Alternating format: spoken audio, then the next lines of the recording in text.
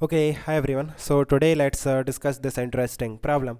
So it says a glass of water has an ice cube floating in water. The water level just touches the rim of the glass. Will the water overflow when the ice cube melts? Fine. So देखो इस तरह से हमारे पास एक glass है and इसमें जो water है level of water just touches the rim something like this and इस पे एक आइस क्यूब है जो कि फ्लोट करता है something like this. This is your ice cube. Then what will happen जब ये जो आइस क्यूब है ये मेल्ट होगा, क्या जो वाटर लेवल है वो इंक्रीज़ होगा. देखो अगर यहाँ पे वाटर लेवल इंक्रीज़ होता है देन जो वाटर है वो ओवरफ्लो कर जाएगा. क्या ये जो वाटर लेवल है ये डिक्रीज़ होगा, क्या ये जो वाटर लेवल है ये कांस्टेंट रहेगा. How to check it. Let's assume कि ये जो आइस है, आइस क्यूब है, इसका जो मास है that is small m and जो वॉल्यूम ऑफ वाटर इसने डिस्प्लेस किया है, कितना वॉल्यूम ऑफ वाटर इस आइस क्यूब ने डिस्प्लेस किया है दैट इज़ वी. मीन्स जितना पार्ट इस आइस क्यूब का सबमर्ज्ड है इस वाटर के अंदर that volume is V. And अभी देखो ये जो आइस क्यूब है ये इक्विलिब्रियम में है, मीन्स ये फ्लोट कर रहा है. It means net force on this ice cube in the vertical direction that will be zero, है ना. नेट फोर्स अभी इस पे ज़ीरो है. इट मीन्स इसका जो वेट है m g that will be balanced by the buoyancy force and buoyancy force will be a weight of the water displaced.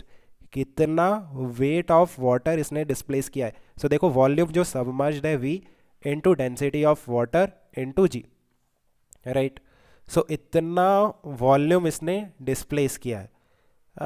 Now what will happen, आप देखो ये जो आइस क्यूब है इसे हम मेल्ट करते हैं एंड इसके मेल्ट होने से जो वाटर प्रोड्यूस होगा उस वाटर का जो वॉल्यूम होगा, let's write it, the volume of water produced by melting this ice is V P, है ना, वॉल्यूम प्रोड्यूस्ड.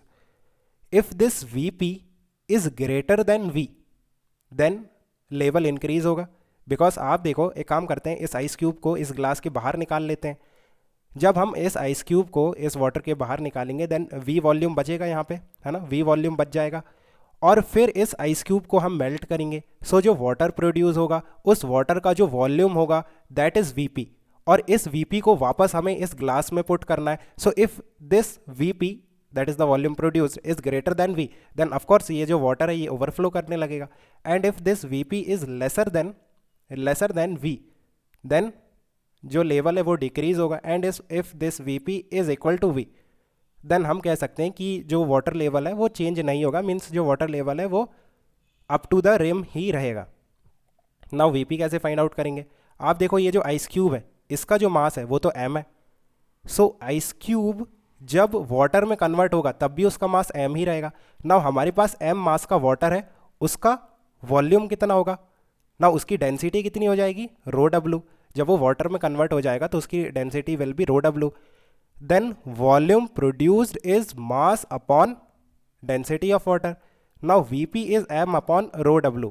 so आप यहाँ से देखो ये m लाइक g से g कैंसिल हो गया, यहाँ पे m है, g से g कैंसिल हो गया and v is also m upon rho w. so we can say कि v is equal to vp. v is equal to vp means water level जो है इस ग्लास में चेंज नहीं होगा. So I think you have understood. Let me know if you still have any confusion. We can discuss further. Okay, guys, keep working hard. Best of luck. Bye.